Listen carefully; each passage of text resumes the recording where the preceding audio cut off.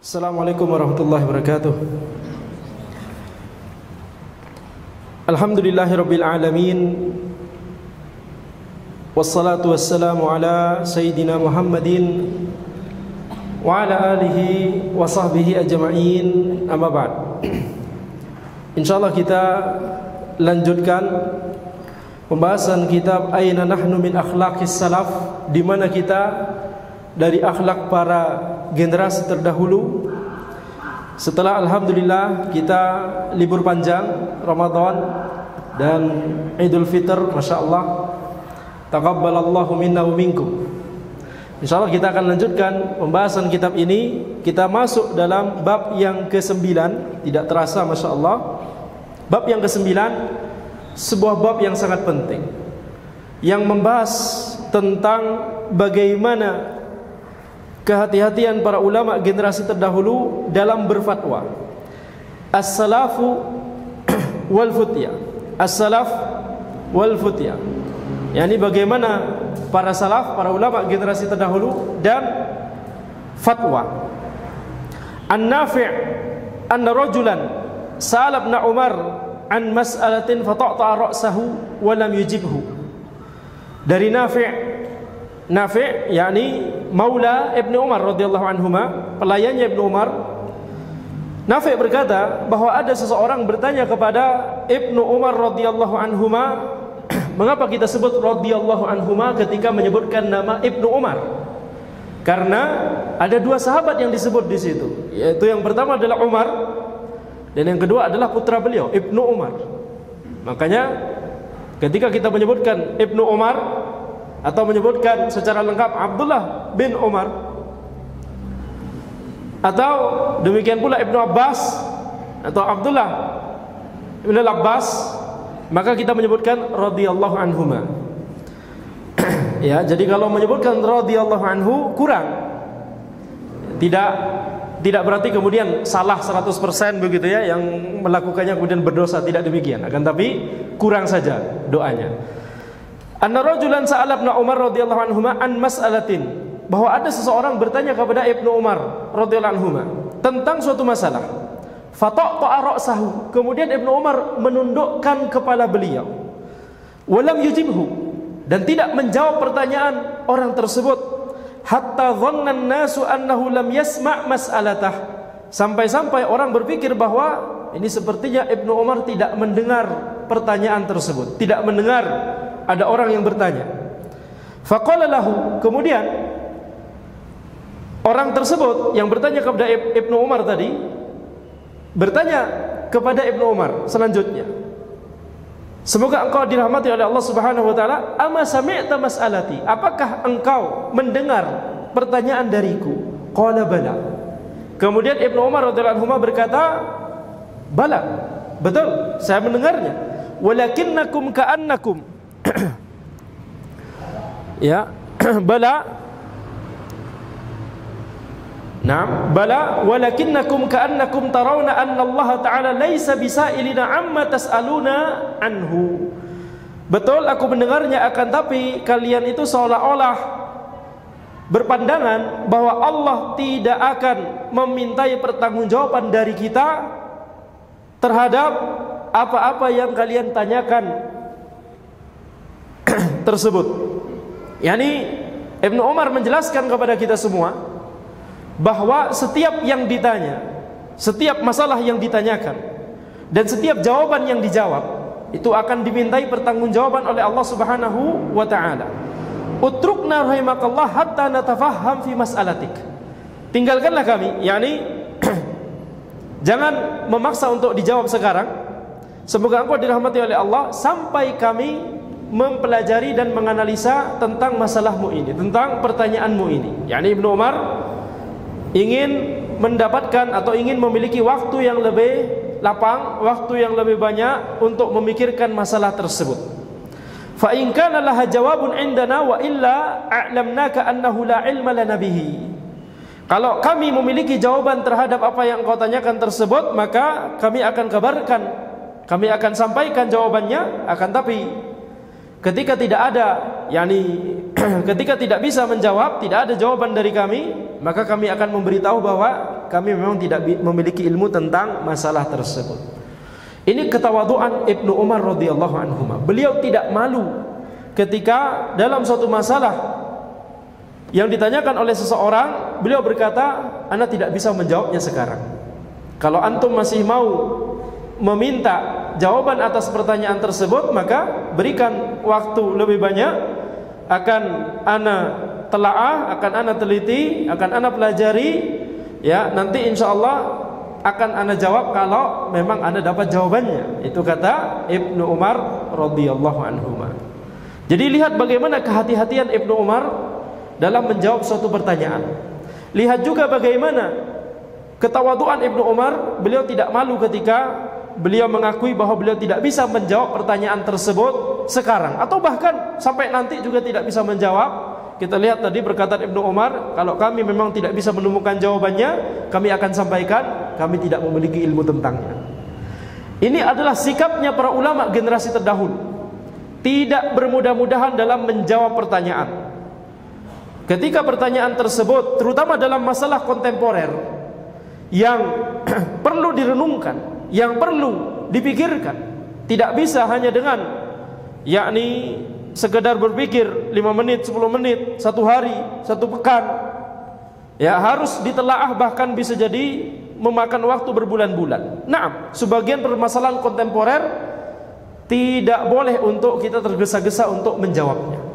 Contohnya misalkan masalah kontemporer yang disebutkan oleh para ulama di sekarang-sekarang ini adalah misalkan masalah kontemporer yang terkait dengan digital currency, ya, mata uang digital.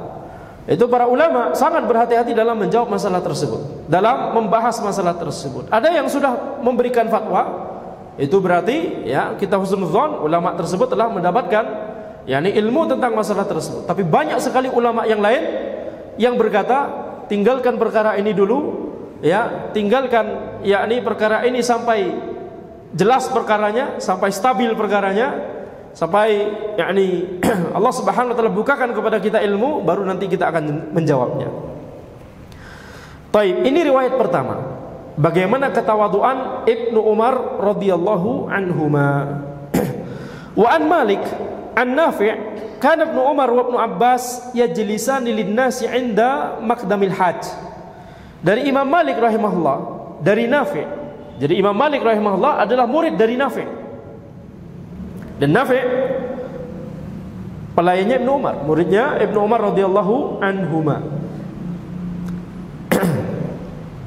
Yani Nafi' berkata, Ibnu Umar dan Ibnu Abbas duduk untuk menjawab pertanyaan-pertanyaan manusia ketika orang-orang itu datang untuk musim haji.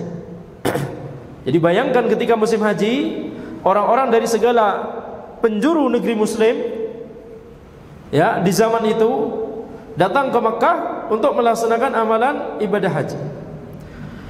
Maka kebiasaan para ulama duduk di Masjidil Haram atau di sekitarnya, kemudian mengadakan kajian-kajian, menjelaskan kepada orang-orang, menjelaskan kepada kaum muslimin tentang agama mereka. Maka itu juga merupakan kesempatan yang sangat besar bagi seluruh orang-orang dari seluruh penjuru negeri, baik orang awamnya ataupun penuntut ilmunya ataupun bahkan ulamanya, untuk bertanya kepada ulama-ulama di Hijaz. Hijaz, daerah Makkah Madinah. Bertanya kepada ulama-ulama di situ.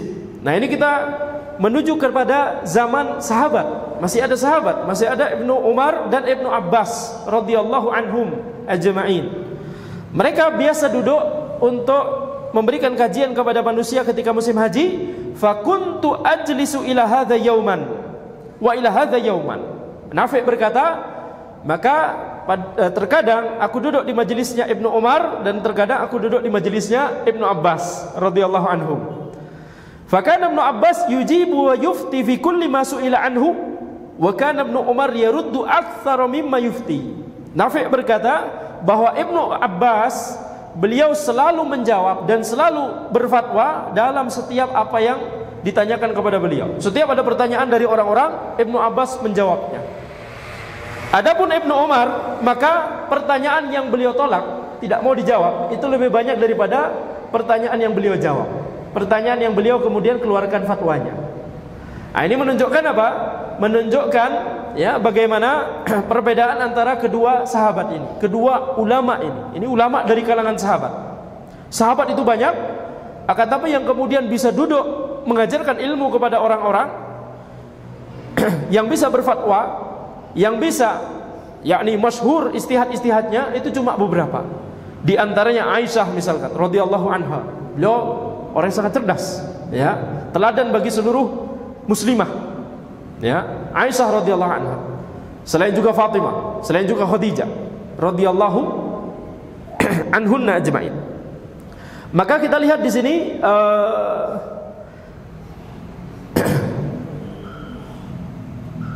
ketika Ibnu Abbas ditanyakan pertanyaan-pertanyaan yang ditanyakan oleh orang-orang tadi, Ibnu Abbas selalu menjawabnya.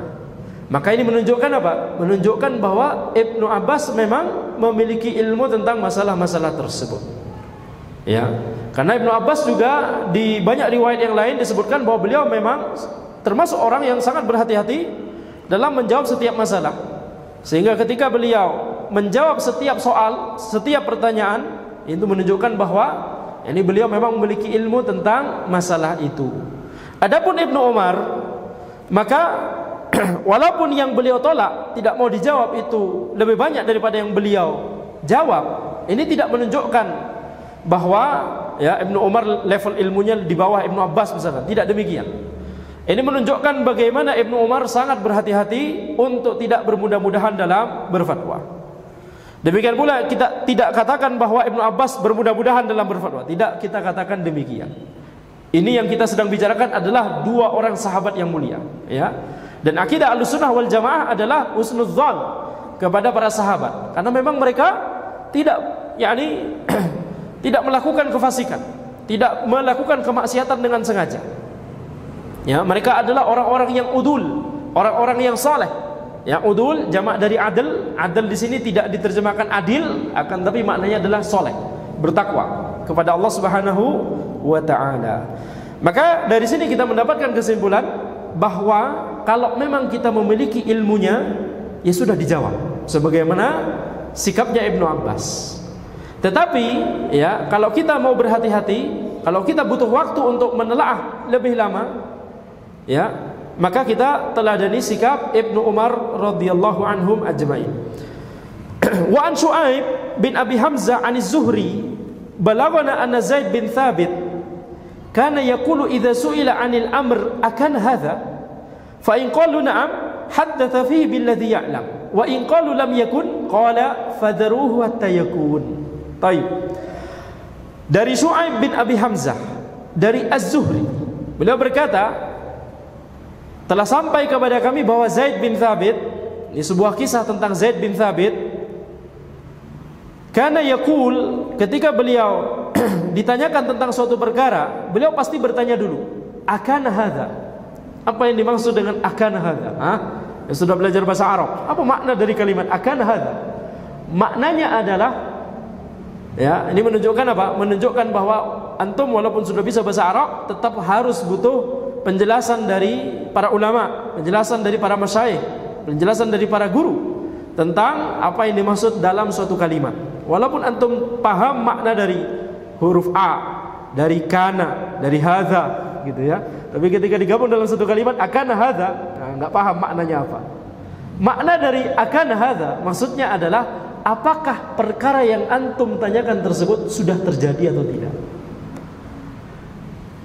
Sudah terjadi atau tidak? Kalau sudah terjadi, kalau orang-orang berkata na'am sudah terjadi, kami bertanya tentang sesuatu yang sudah terjadi, maka kemudian Zaid bin Thabit akan menjelaskan apa yang beliau ketahui tentang masalah tersebut. Akan tapi kalau kemudian orang-orang berkata tidak, ini belum terjadi, maka Zaid bin Thabit akan berkata fadharuhu hatta yakun, tinggalkan masalah tersebut sampai terjadi. Ini sikap dari Zaid bin Thabit, dan ini menunjukkan apa? Menunjukkan bahwa beliau tidak mau menjawab sampai suatu masalah itu benar-benar terjadi. Beliau tidak ingin ya masalah yang belum terjadi kemudian kita menyibukkan diri dengan perkara tersebut. Ustaz, bagaimana hukumnya nanti kalau orang sudah nyampe di Mars, nanti sholatnya gimana? Yani sampai dulu di Mars, baru setelah antum sampai di Mars nanti WA. Tayyib. Atau kalau sudah mau naik roket ke sana, insya Allah walaupun belum sampai sana, tapi antum sudah ya 3 hari lagi sudah siap semuanya, perbekalan dan seterusnya, baru nanya. Tapi kalau itu masih jauh, kalau itu masih di angan-angan, atau walaupun sudah dikerjakan oleh sebagian orang, ya berencana mau ke Mars, ya, pindah ke Mars, pindahan, ya. Maka yakni jangan ditanyakan, jangan sibukkan diri kita dengan hal-hal yang masih bersifat iftiradiyah. Iftiradiyah yakni asumsi. Bagaimana kalau diasumsikan begini? Bagaimana kalau diasumsikan begitu? Bagaimana kalau diasumsikan orang itu bisa yakni tinggal di kedalaman 30.000 meter, ya, di bawah permukaan tanah misalkan, kalau bisa menggali sejauh itu. Maka ini adalah perkara yang belum terjadi, perkara iftiradiyat kita hindari sebisa mungkin. Kita sibukkan diri kita dengan perkara yang memang sudah terjadi, karena memang itulah ya yang lebih bermanfaat untuk masyarakat dan lebih bermanfaat untuk waktu kita. Walaupun sebagian mazhab fikih terkenal dengan banyak sekali menanyakan masalah-masalah iftiradiyat, banyak sekali membahas masalah-masalah iftiradiyat. Yang paling terkenal adalah mazhab Hanafi. Di antara keempat mazhab yang paling banyak membahas masalah-masalah yang belum terjadi itu adalah mazhab Hanafi. Dan mereka memiliki ijtihadnya sendiri, ya. Jadi riwayat Zaid bin Thabit ini, sikap Zaid bin Thabit ini adalah di antara dalil yang dijadikan pegangan oleh misalkan mazhab Hambali. Imam Ahmad adalah ulama yang paling berusaha untuk menjauhi fikih iftiradi, ya, paling berusaha untuk menjauhi, ya, membahas masalah-masalah yang belum terjadi. Itu karakteristik mazhab Hambali. Sangat berseberangan dengan mazhab Hanafi. Masing-masing memiliki pertimbangannya, masing-masing memiliki pendalilannya. Riwayat yang baru saja kita sebutkan ini salah satu pertimbangan yang dijadikan landasan oleh Imam Ahmad dan para ulama Hanabilah. Dan wallahu alam, ana lebih setuju tentang masalah ini. Ana lebih setuju tentang dalam masalah ini, ya, dengan pendapat ini. Karena sebagian masalah yang dibahas oleh para ulama Hanafiyah, kalau antum pengen tahu, kalau antum pengen merasakan bagaimana, terkadang dalam sebagian masalah, terkadang itu masalahnya sangat jauh sekali, ya, tapi dibahas oleh mereka memiliki ijtihadnya sendiri, kita hormati, ya. Tapi ya dalam beberapa masalah kita merasa itu sangat jauh, yakni sangat kurang bermanfaat untuk dibahas. Misalkan masalah fikih yang dibahas oleh Hanafiyah, misalkan bagaimana hukumnya ketika seorang wanita masuk kamar mandi, kemudian kencing atau buang air kecil atau buang air besar, kemudian mohon maaf farjinya bersentuhan dengan lantai, dan di lantai kebetulan ada sisa mani dari orang laki-laki yang masuk sebelumnya di toilet tersebut. Gak usah dibayangkan. Intinya ini masalah yang sangat-sangat jarang terjadi, betul tidak? Setuju? Hampir sangat jarang terjadi. Apakah wanita tersebut bisa hamil karena masalah itu? Yani sangat jarang terjadi. Buat apa kita bahas? Itu maksudnya. Jadi ini gambaran, ya, sehingga Anda lebih cenderung pada pendapat kalau memang itu masalah yang jauh sekali atau belum terjadi, sebaiknya kita, ya, hemat waktu dan tenaga, kita fokus pada memang masalah yang telah terjadi dan dibutuhkan hukumnya oleh masyarakat. Wa an Musa bin Ulay bin Rabah, ya, perhatikan, Musa bin Ulay, bukan bin Ali. An abihi qala kana Zaid bin Thabit idza sa'alahu rajulun an syai' qala Allah akana hadza fa in qala na'am takallama fihi wa illa lam yatakallam. Dari Musa bin Ulay bin Rabah, dari ayah beliau berkata, Zaid bin Thabit ketika ada seorang bertanya kepada beliau tentang suatu permasalahan, beliau akan berkata, demi Allah, apakah ini sudah terjadi? Kalau dia berkata na'am, maka Zaid bin Thabit akan menjawabnya. Tapi kalau dia menjawab belum terjadi, maka dia tidak akan menjawab pertanyaan tersebut. Ini sama dengan riwayat sebelumnya, ya, sama-sama sikap dari Zaid bin Thabit. Dan faedah yang lain yang bisa kita dapatkan dari riwayat ini adalah tidak semua pertanyaan harus dijawab. Ya, tidak semua pertanyaan harus dijawab. Baik. Wa an Sahnun qala kana ba'du man madha yuridu an yatakallam bil kalimah walau takallama biha lan tafa biha khalqun katsir fayahbisuha wa la yatakallamu biha makhafatal mubahah. Dari Sahnun, seorang ulama Malikiyah, beliau berkata, ada sebagian orang dari kalangan generasi terdahulu yang ketika dia ingin berbicara tentang suatu kalimat, suatu perkataan, kalau dia memang, kalau dia benar-benar mengatakannya, maka sungguh banyak orang akan mengambil manfaat dari perkataan tersebut. Akan tetapi orang tersebut tidak jadi untuk mengatakannya. Kenapa? Karena makhafatal mubahah, takut terjangkiti penyakit sombong. Ini diantara sikap dari para ulama generasi terdahulu. Yakni ketika ada suatu masalah kontemporer,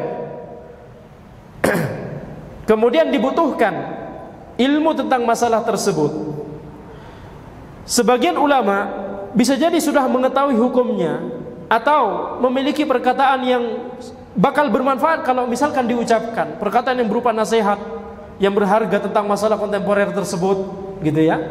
Akan tapi sebagian ulama tersebut tidak jadi mengatakannya. Kenapa? Karena khawatir terjangkit penyakit sombong, khawatir terjangkit penyakit hati. Kalau anda mengatakannya, maka nanti masya Allah, dikhawatirkan anda kok merasa anda bakal sombong, anda bakal riya, anda bakal pamer karena memiliki pemikiran yang sebagus itu, memiliki fatwa yang setajam itu, memiliki nasihat yang seindah itu. Maka para ulama generasi terdahulu mereka tidak akan jadi mengatakannya, ya, dengan catatan ulama tersebut mengetahui bahwa insya Allah akan ada ulama lain yang bakal mengatakannya.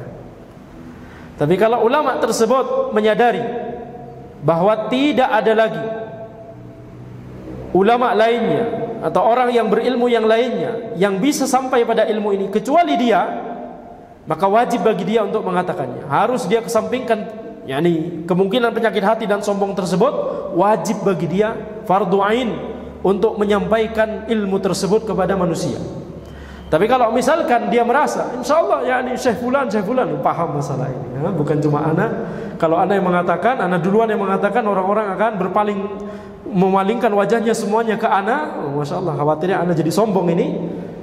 Jangan mengatakannya. Tapi kalau dia merasa sepertinya tidak ada lagi yang sampai pada ilmu ini, yang ahli dalam masalah ini qadarullah cuma anak, gitu ya, maka wajib bagi dia untuk mengatakannya. Wa kana idza a'jabahu as-samat takallama. Sebaliknya, sebagian ulama generasi terdahulu ketika dia merasa lebih suka untuk diam, sehingga kalau diam dia merasa masya Allah, orang-orang akan merasa nih kalau anak diam, orang-orang akan berkata masya Allah Syekh Fulan diam, menunjukkan ini keilmuan, sebenarnya beliau punya ilmunya begitu ya. Jadi kalau malah diam kemudian malah terkena penyakit sombong, maka berbicaralah. Wa yaqulu ajra'an nasu 'alal futya aqalluhum ilman. Dan sebagian ulama generasi terdahulu tersebut, kata Sahnun, mereka berkata, orang yang paling serampangan, yang paling sembarangan dalam berfatwa itu adalah orang yang paling sedikit ilmunya. Dan ini adalah realita yang terjadi, ya. Kalau ini realita yang sudah terjadi di zaman dahulu, bahkan sudah dikatakan oleh sebagian ulama generasi terdahulu, maka di zaman ini yang mendominasi. Banyak sekali masalah-masalah tentang din, masalah-masalah tentang agama yang orang awam itu berfatwa. Fatwa itu adalah pendapat, gitu ya. Ketika kita berpendapat, itu seolah kita berfatwa dalam masalah tersebut. Jadi yang namanya fatwa itu tidak harus ada nomor fatwanya, ada stempelnya, ada tanda tangannya, dikeluarkan oleh lembaga tertentu. Bukan. Fatwa itu adalah pendapat. Fatwa itu adalah opini, gitu ya. Tapi ketika pendapat dan opini tersebut dikeluarkan oleh seorang yang berilmu, seorang yang mustahid, seorang yang ilmunya mungkin dalam masalah tersebut, maka ini fatwa yang lurus, fatwa yang benar. Akan tapi ketika orang tersebut adalah orang awam, ketika orang tersebut bukan orang yang berilmu, ketika pendapat dan opininya tersebut adalah suatu pendapat dan opini yang tidak dilandaskan pada ilmu, maka ini baru kita katakan fatwa yang serampangan. Ya. Jadi orang yang paling sembarangan dalam berfatwa itu adalah orang yang paling sedikit ilmunya. Kenapa? Semakin berilmu seseorang, semakin dia merasa ini butuh banyak, masih banyak yang harus ana telaah sebelum ana menjawab pertanyaan ini. Masih ana harus ngecek kitab ini, harus ngecek kitab itu. Khawatir salah. Tapi kalau orang ilmunya baru sedikit, sumbernya baru tahu satu dari satu kitab, apalagi belum bisa baca kitab, cuma tahu dari fulan dan fulan, dari postingan-postingan di Instagram, misalkan begitu ya, maka ini berbahaya. Ini biasanya yang paling cepat untuk menyampaikan pendapatnya dalam suatu masalah kontemporer. Jadi di sini bedakan antara mengeluarkan fatwa dengan menukil fatwa. Ini penting. Bedakan antara mengeluarkan fatwa dengan menukil fatwa. Apa bedanya? Mengeluarkan fatwa maksudnya adalah orang tersebut yang beristihad, orang tersebut yang mikir, orang tersebut yang melakukan riset, penelitian dalam masalah terkait ilmu syar'i tersebut, terkait masalah kontemporer tersebut. Ini namanya mengeluarkan fatwa. Dan ini hanya bisa dilakukan oleh para ulama, para mustahidin, ya. Ini yang namanya apa? Mengeluarkan fatwa. Kemudian yang kedua, menukil fatwa.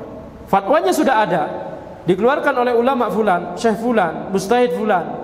Tapi kita menukil fatwa tersebut ketika ada orang yang bertanya tentang masalah tersebut.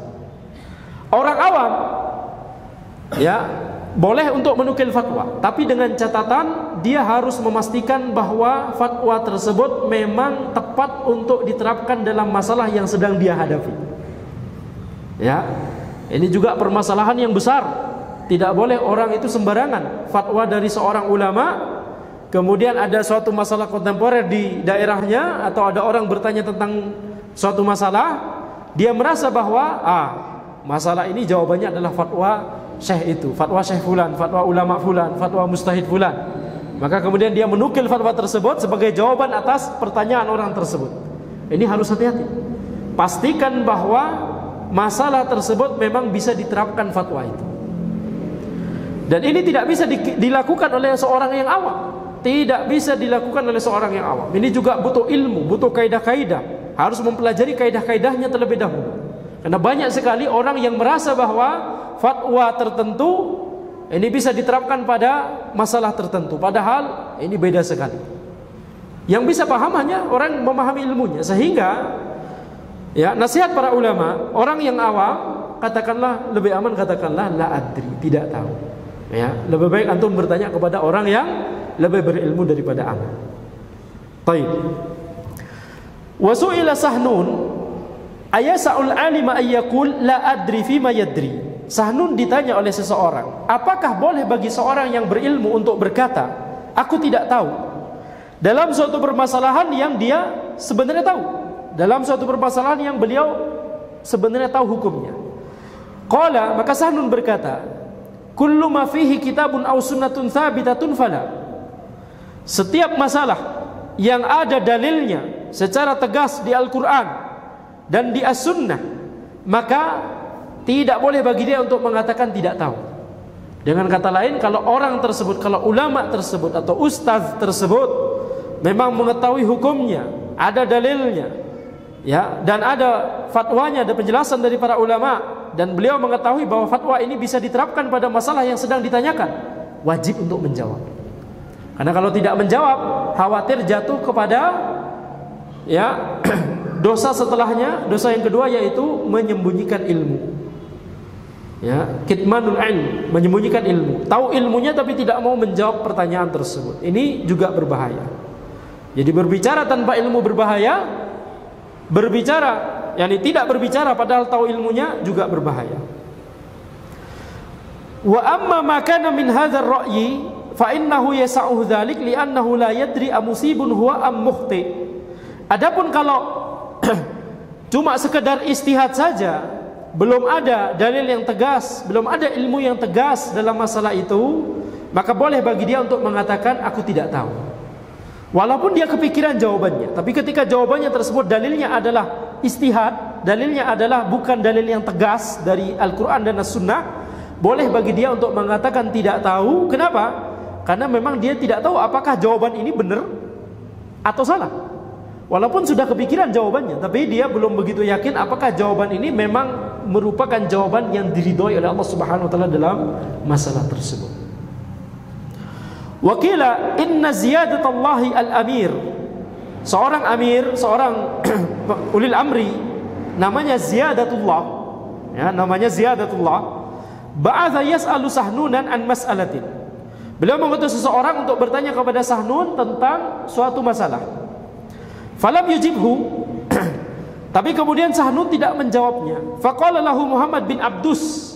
Kemudian Muhammad bin Abdus berkata kepada Sahnun, memarahi Sahnun. Uhruj min baladil qaum. Ya, sebaiknya antum keluar dari negeri ini. Amsi tarji'u anis salati khalfa qadihim. Kemarin antum itu tidak mau sholat di belakang qadhi dari mereka. Tidak disebutkan alasannya kenapa. Wal yaum la tujibuhum. Dan sekarang hari ini antum tidak menjawab pertanyaan dari ulil amri di negeri ini. Ya, sebaiknya antum pindah aja lah. Kata Muhammad bin Abdus. Antum mau ngapain? Antum ulama. Kemarin tidak mau sholat di belakang qadhi di sini, sekarang tidak mau menjawab pertanyaan dari khalifah, dari ulil amri. Ya. Belum tentu khalifah, ya, bisa jadi gubernur atau sebagainya. Kemudian Sahnun berkata, qala afa ujibu man yuridu ayyatafakkah. Apakah aku harus menjawab pertanyaan dari orang yang cuma iseng? Nah, ini perkataan Sahnun. Sahnun menyadari bahwa pertanyaan dari ulil amri tersebut itu cuma iseng saja. Apa yang dimaksud iseng di sini? Yuridu ayyakhadha qawli wa qawla ghairi. Orang tersebut cuma ingin mengambil pendapatku dan pendapat orang lain, yakni wallahu alam zahirnya adalah mau dicari mana yang paling mudah. Ya, bertanya ke banyak ulama, tujuannya sebenarnya cuma untuk mencari mana yang paling mudah. Nah, ini disebut oleh Sahnun ya tafakkah. Ini bentuk tafakkur, ya, ini bentuk iseng saja. Walau kana syai'an yaqsudu bihi ad-din la ajabtuhu. Kalau seandainya yang dia maksudkan ketika bertanya tersebut adalah ad-din, memang ingin mengetahui tentang hukum agama, maka sungguh aku akan menjawabnya. Ini kata Sahnun. Sekali lagi, tidak semua pertanyaan harus dijawab. Ketika disadari bahwa ini pertanyaan cuma iseng, pertanyaan cuma ngetes, pertanyaan cuma menguji, nggak perlu dijawab. Berapa menit lagi? 10 menit. 5 menit. Baik. Wa qala Ahmad bin Muhammad bin Al-Azhar, sami'tu Utsman bin Sa'id ad-Darimi yaqul atani Muhammad bin Husain as-Sijzi wa kana qad kataba an Yazid bin Harun wa Ja'far bin Aun. Faqala ya Aba Sa'id innahum yaji'uni fayas'aluni an uhaddithahum. Ahmad bin Muhammad bin Al-Azhar berkata, aku mendengar Utsman bin Sa'id ad-Darimi, penulis Sunan ad-Darimi, berkata, Muhammad bin Husain as-Sijzi mendatangiku. Ya. Dan beliau telah menulis dari Yazid bin Harun dan Ja'far bin Aun bahwa beliau berkata, ya Aba Sa'id, wahai Abu Sa'id, sesungguhnya mereka itu mendatangiku dan bertanya atau meminta kepadaku untuk meriwayatkan hadis kepada mereka. Wa ana akhsha alla yasa'ani radduhum. Dan aku khawatir, ya, aku tidak bisa untuk menolak permintaan mereka tersebut. Ini wallahu alam, ada beberapa orang yang mendatangi Abu Sa'id kemudian bertanya tentang suatu masalah. Ya, Abu Sa'id itu ya merasa bahwa beliau harus menjawabnya. Ini kayaknya anak nggak bisa untuk tidak menjawab. Ini kayaknya harus dijawab. Maka kemudian ini yang bertanya adalah seseorang kepada Abu Sa'id, ya. Kemudian Abu Sa'id berkata, "Qultu walima?" Kenapa antum berpikiran bahwa antum harus menjawab pertanyaan tersebut? Maka orang tersebut berkata, liqaulin Nabi sallallahu alaihi wasallam, man su'ila an ilmin fakatamahu uljima bilijamin min nar. Karena aku mengingat sabda Nabi Muhammad sallallahu alaihi wasallam, barang siapa yang ditanya tentang suatu ilmu kemudian menyembunyikannya, maka dia akan diikat dengan tali kekang dari api neraka. Nah, ini berarti apa? Dosa yang kita sebut tadi, dosa menyembunyikan ilmu. Faqala inna ma qala Rasulullah sallallahu alaihi wasallam an ilmin ta'lamuhu wa anta la ta'lamuhu.